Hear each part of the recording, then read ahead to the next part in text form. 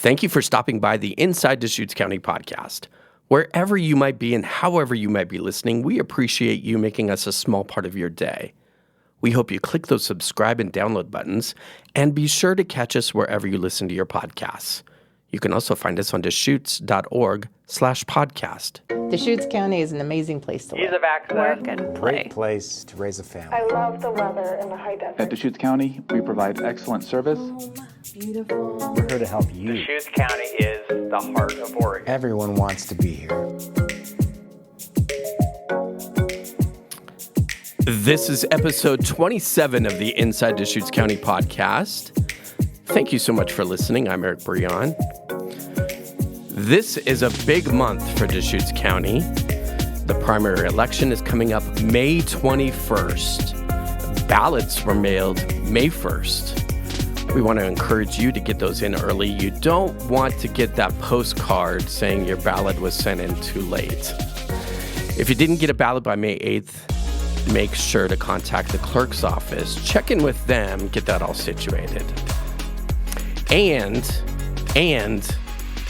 we'd be remiss if we didn't talk about some big news up in Redmond.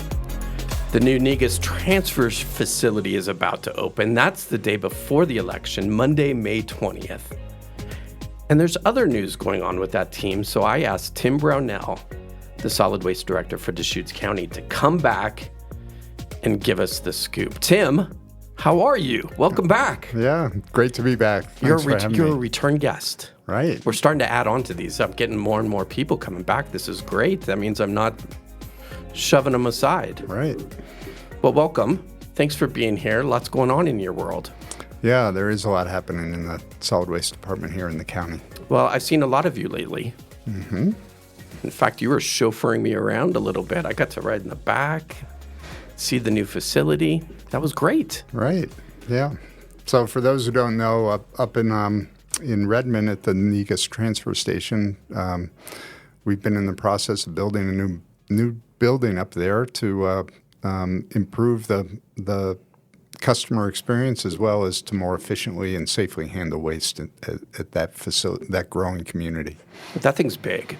Yeah, it's huge. It's a monster. Mm-hmm. Yeah, I mean, it's great. It's, I mean, as far as transfer facilities go, and I've seen a couple in my stops over my lifetime, it's nice. Yeah, it's really nice. And beautiful views, by the way. Oh yeah, yeah. You get all the mountains as well as Smith Rock. So what's new and different with this thing?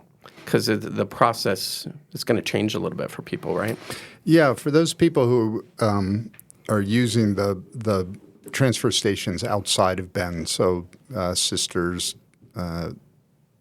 Lapine, and the Negus transfer site outside of Redmond, those have been what we call outdoor or Z-wall facilities, where you're disposing of waste, backing up to a transfer trailer that's on a lower height and dropping materials directly into a transfer trailer over the top. It's an outdoor experience, and in those situations, we don't have scales, so people have been paying by volume. We estimate how much material they're bringing in. They pay by volume. What we're doing at Negus is very similar to what we have at Not Landfill, which is an indoor facility, about 35,000 square foot building, in which people will go over a scale as they come in and go to our gatehouse and get directed into the building for the disposal of their solid waste and garbage, as well as construction, demolition debris, all that sort of stuff.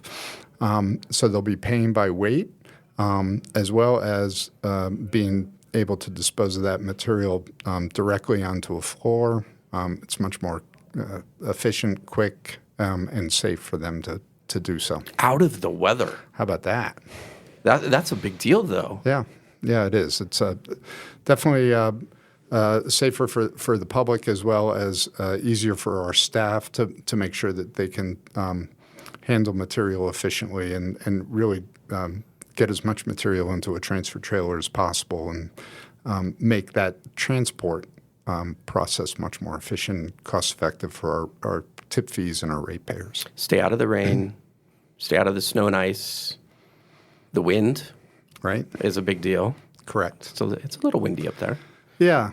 So, all that's great, though. I mean, it keeps it all enclosed, and everybody can just get in, get out, not have to worry about. Yeah, and people have been using that site for a while. Have probably noticed with the increased growth of that community and that whole region in the northern part of the county, that particularly if you come on a weekend, there can be a pretty significant line and wait to be able to get through the system. And now we'll have separated our recycling and yard waste. We'll go to one side of the facility, the existing side, and the solid waste disposal will be at the other. Get people through.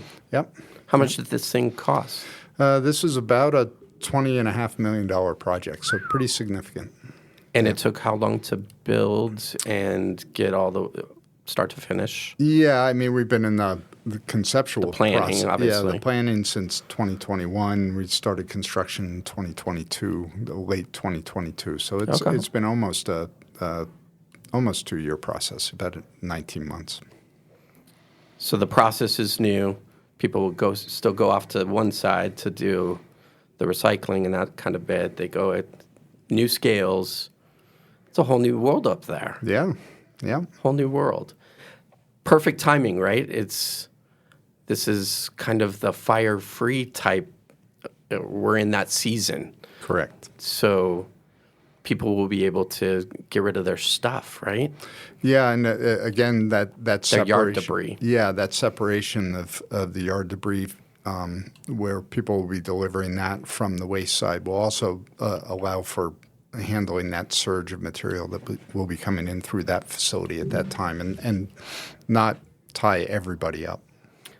Yeah, I should explain that a little bit. Fire Free is a free event encouraging people to get rid of yard debris around their home for fire safety, right? Correct. Yeah, this has been a program that's been in place in the county for many years, and it truly is a fire reduction project that we do throughout the county. It's occurring at Not Landfill from May 3rd through May 12th, where the public can bring all of their woody debris and yard debris in and dispose of it for free, hence the name, Fire Free. Fire Free. Yeah. It's very creative. Yeah, right. And then we're doing the same thing at the Negus, Lapine, and Sisters transfer stations, and those dates are May 31st through June 8th. And make sure you check, and we aren't open at those facilities Monday through Sunday. We're Monday through Saturday. Yeah, I think most of them are 8 to 4. 8 to 4, kind of yeah. the ballpark. Yep. Firefree.org. That's the place to go to check if you're interested in taking advantage of that. Yeah. This isn't the only thing going on in your department, in your world. You've got a lot going on in terms of recycling. True. There's a lot of a lot that's going on. So to put it in context, the county handles about 330 or 310,000 tons a year of material. That's 620 million pounds of material every year. About 26 to 28% of that material is being diverted. And when I say diverted, I mean either recycled or composted, but diverted away from the landfill and back into our system, whether it's through soils or the ability to feedstock for new products and packaging. The county and the state have established a diversion rate goal, or recycling and composting goal, of about 45%. So we're well short of that at this point. Where are you at now? About 26%. Okay. Yeah. Some work to do. Yeah, we've got some work to do. So the county had conducted developed a solid waste management plan, or a master plan, a roadmap per se, of how we can handle our waste for the next generation, and how can we achieve some of these diversion goals. And within that, we are looking at doing several things. And so over this next couple of years, we are looking at expanding our composting facility. Right now, we have a composting facility that's at full capacity, and it's really only handling about 50 to 60% of the compostable materials that we could collect and process Of what's here. coming in. Yeah. We have everybody who's living in this community realizes there's an enormous amount of construction that's going on. That waste stream of construction demolition waste is about 40% of the overall waste stream. There's a lot of recoverable and reusable material in that waste stream: wood, scrap metal, plastic waste. So wait, construction, sorry to interrupt you, but construction material makes up 40% of what comes in? Yeah, we're waiting. We've been in the process of doing what we call waste characterization studies, where we can actually look at all the different portions of our waste stream. But we're in that range. We're waiting for final numbers, but we're in that range of about 35 to 40% of that. That's a waste lot. stream. Oh, it's huge.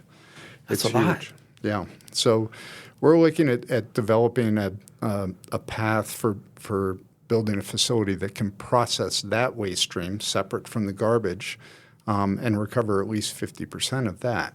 So that will help us in achieving That gets that number up a little bit. Yeah, by doubling our composting capacity, by processing construction demolition debris, and then also developing the blue bin materials that you put at the curb, the commingled recycling. We're also looking at the development of a processing facility here in the county that could handle all the county's materials, as well as potentially that from the whole region. So is the goal, Tim, to get these things out of the landfill just so that doesn't fill up? Why push those things to other areas? Yeah, so it's multifaceted. Partly it's we'll talk about the development of a new landfill here, but yeah, it would allow us in the development of a new landfill to have that last for generations. We don't want to build another landfill here in the county after the one we're working on now. And so this would allow that to last almost indefinitely. It's also economics. We want to control rates, and instead of disposing of materials, we're separating materials into commodities, and those commodities have value. So many times the recycling stream of materials is more cost-effective to manage by recovery than by disposal. So that's a second piece. And the third piece is really the environmental benefit, is we're looking at some of the challenges that we're facing with climate and with the impacts of extraction on the environment, that recovering and reusing materials for manufacturing processes is the environmental benefit is exponential. Why is recycling so confusing? Because the rules in some part of the state are different than the rules here as to what you can and can't recycle. Why is that? Well, we call it the recycling wars. So there was always been a lot of competition between cities and between haulers who are vying for city contracts to add materials to their recycling list to give themselves a competitive advantage. There's also been environmental pressures for people to say, why can't I recycle this? Let's add this to the program. And what that's done in some communities, there's been a rush to add materials to their list, and other communities have been a little more cautious. So we have that experience here in this county where folks who are moving here from either out of state, California or Washington, or from the Portland area, they're wondering why our list of materials is not as inclusive per se as other areas.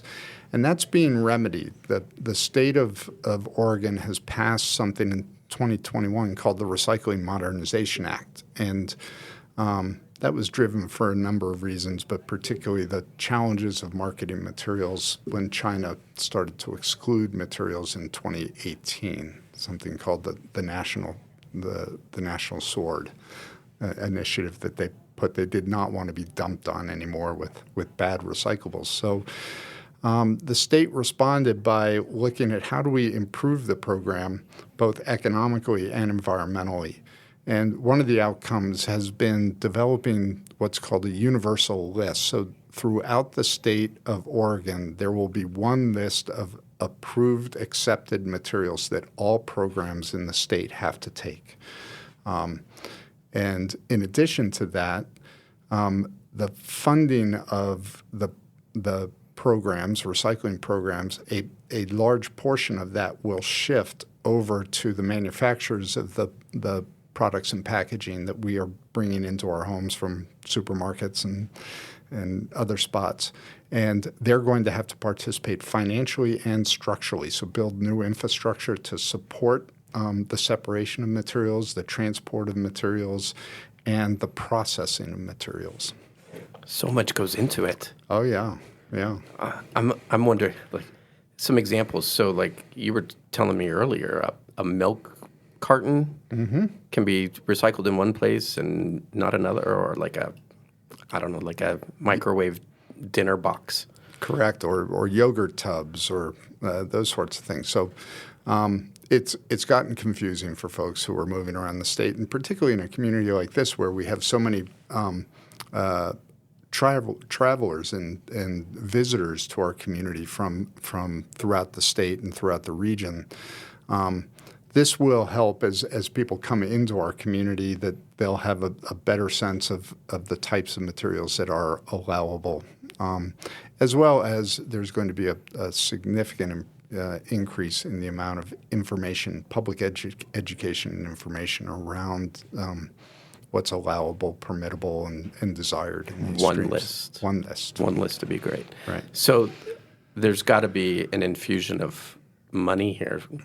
Is it somewhere, right? Is that part of the Modernization Act? Yeah. So there will be things that are collected at the curb, and then there's a whole nother list of materials that'll be added to the collection at the recycling drop-off stations, at the transfer stations, as well as the development of new drop-offs. So things like plastic bags, styrofoam, aluminum foil, shredded paper, a whole slew of different materials are going to be accepted in various places and through various new operations.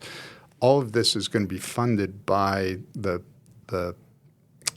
brand owners. And so that's a shift. Oregon is one of the first states in the country to do this. In fact, it was the first state, along with Maine, to pass this new, what's called EPR, Extended Producer Responsibility legislation. And will be the first to implement it in July of 2025. This is also now happening in Maryland, in Colorado, in California. So it's a national movement. So the companies are going to have to start pitching in to help with this process. Yeah. So this has been on the burden of the municipalities, state and local municipalities, and most importantly, the ratepayers. We're paying for all of the infrastructure that's been developed for wasting through either taxes or through our rates. Now it'll start to get buried into the cost of the products. So up to this point, we've called it tailpipe management of the waste stream, and now it's pushing some of these responsibilities back up to the producers and manufacturers, so they may consider design for recyclability and reuse more significantly than just appearance. Tricky, because you hope that they don't pass those costs back on to consumers. Well, they will, but those costs will end up being to the tune of... It's the merry-go-round, isn't it? Yeah, it is a merry-go-round, but it might be a penny per bottle, right, as opposed to 50 cents a month on our end for managing that waste. There's so much that goes into recycling. You were telling me about robotics. Oh, yeah. AI. Getting involved. I had no idea that this was even a thing. Yeah. So how do those things help? I mean, I think people might be a little interested in the technology of recycling. Yeah. At some point, we should get something linked up to really show what, when people put materials at the curb in the blue cart, that's the beginning of the journey of recycling. What happens to it from there? It has to be aggregated at a spot where it can then be processed. And it runs through a series of pieces of equipment as well as human. So these facilities have 40 people on a sorting line, but they also have tens of millions of dollars of pieces of equipment for separation. That separation can be magnetic. It can be AI identifies the resin of a plastic bottle and then directs air jets to separate it. There's robotics that also using camera technology as well as infrared light technology. So, yeah, the industry is changed pretty dramatically over the last 20 years from when we used to source separate at the curb and put 8 different types of materials in separate piles at the curb to what's now single stream, and now it's much more of a sophisticated technological process of design and equipment. Well, I think people are more educated about recycling now, and so people are putting their weight behind it a little bit because they know the importance of saving the planet and doing these things that are important. Hey, let's do it better. Yeah. It just seems like everything is in your world. Hey, how do we do this better? How do we sort? How do we, get that construction material out? How do we get the bad recyclable? Pushing it forward. You guys are just there's a lot moving going the on. bar a little bit. Yeah, there's a lot going on. And there's a lot of hope, but there's also a lot of misinformation. So we see a lot of wish recycling. So people in their blue carts, they put something that they wish was recycled. They hope it gets recycled. A lot of times it's not able to be recycled. So that's why we have more technology in the sorting process, because not only are we sorting what we want and separating it into the various appropriate streams, we're having to pull out what we don't want as well. I don't know if I'd want to live in your neighborhood. Oh, it's I could awesome. just imagine on pickup day in Tim Brownell's neighborhood, he's got flyers of people to hand out when they've got their wish recycling out, and that doesn't go in there. Do you start putting flyers on people's cars and taping it to their bins? You're not like that? No, I'm more a carrot guy. Like, okay, you want a beer? Let's talk recycling. Okay, right? all right. No. Beers work. Yeah. They have some power. While I have you, I want to ask about the landfill siting process. Mm-hmm. So last I talked to you, we were down to 2 spots. Mm-hmm. Is that still the case? No. Oh, no. Okay. Yeah. All right. Update me. Yeah, so we've been working with a group called the Solid Waste Advisory Committee, a group of 12 representatives of either citizens at large, environmental representatives, or representatives from the 4 jurisdictions here, municipal jurisdictions. And at our last meeting in April, they made a unanimous recommendation for moving forward with one finalist site and presenting that to the Board of County Commissioners. And that is the site that's called the Moon Pit site. It's a Hooker Creek aggregate mine just on the eastern edge of the Badlands Wilderness area off of Highway 20 before you go over Horse Ridge. And so we are going to be presenting that recommendation to the board most likely in June for their consideration. It'll be a public hearing process. And if approved, then we will start to move forward with the land use process, the DEQ, Department of Environmental Quality, permitting process, which we expect will take the next 3 to 5 years, and then construct and begin operation of a new facility, ideally by 2030. That's what we're looking for. The Moon Pit. The Moon Pit. Is that the nickname for this place? I mean, yeah, that's Hooker Creek has Hooker called Creek? it that Okay. For years, and it actually I think it was the family name of the folks who lived there when Hooker Creek bought the property to begin their aggregate mining operations. I was interested to learn people won't have to drive out there, right? Because not then transforms into more of a transfer station. Is that kind of how this is going to work? Yeah, I mean, the experience that the public will have is very much what they're currently doing. So at Not Landfill, similar to the facility we were discussing earlier, the Negus facility, we already have that indoor enclosed disposal facility that the public goes into. We're currently transferring that waste from that building out a half a mile away to the Not Landfill. So it'll be the same experience for the public. We'll ask them to continue to deliver materials, those that use the Not Landfill site, to continue to use the Not Landfill site. We'll just transfer it to a different location. Makes sense. Yeah. Just wasn't paying attention, I guess. Lots going on. Yeah. You've got Negus, May 20th. That's the public grand opening, correct? Correct. You've got Fire Free going on, starting May 3rd, some of them later in the month. And then you've got all this recycling stuff happening. Are there dates with the recycling thing, like deadlines with that? Yeah, that's in our next budget year. What we're doing is actually the study of what it will cost and how we would develop those new facilities, taking it out to a process for people to make proposals, and that proposal will include what would it cost to build, finance, and operate a facility like this. We'll then look at how would that cascade through the rates.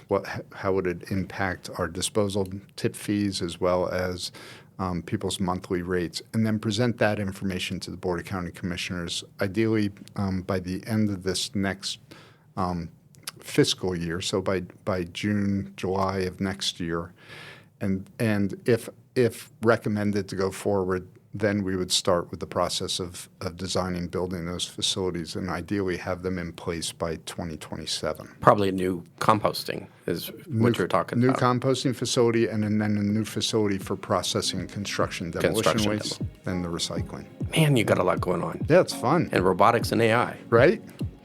You got the best job in the county. I think so. Yeah. Yeah. That's exciting stuff. Tim Brownell, Solid Waste Director for Deschutes County. Thanks for joining us. My pleasure. Information coming fast and furious from the Solid Waste Department. Thanks again to Tim Brownell for joining us. To keep up to speed on all things solid waste, you can go to their website, deschutes.org/solid waste. If you'd like more information about the Fire Free event in May, you can go to firefree.org for hours and locations. We want to thank you again for listening. We hope you find this podcast a valuable resource. For information about county services and resources, you can listen to us wherever you listen to your podcasts. But until next time, be safe out there.